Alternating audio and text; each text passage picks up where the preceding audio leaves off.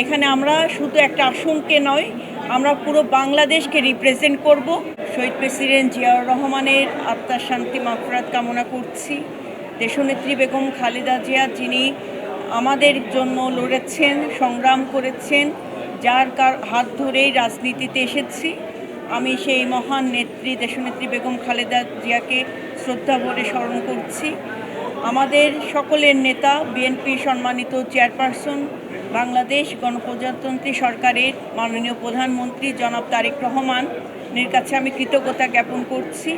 সর্বোপরি আমি আমার যে নির্বাচনী এলাকা ঢাকা ৩ আসন, যে এলাকাকে কেন্দ্র করে এবং ঢাকা জেলা বিএনপি অঙ্গ সহযোগী সংগঠনের সকল পর্যায়ের নেতৃবৃন্দদের কাছে আমি কৃতজ্ঞতা জ্ঞাপন করছি, কারণ তারা পাশে ছিলেন বলেই আজকে আমি এই মহান সংসদে আসতে পেরেছি। তারা আমার সাথে সংগ্রামের প্রতিটি পথে ছিলেন এবং অনেক নির্যাতন জুলুমের পরেও আমরা যে মানুষের কথা বলতে এসেছি, এখানে আমরা শুধু একটা আসনকে নয়, আমরা পুরো বাংলাদেশকে রিপ্রেজেন্ট করব।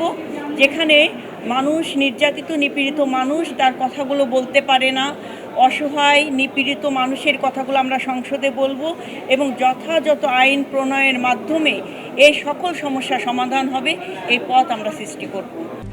RICL TMX, যুগের পর যুগ স্থাপনা থাকে মজবুত।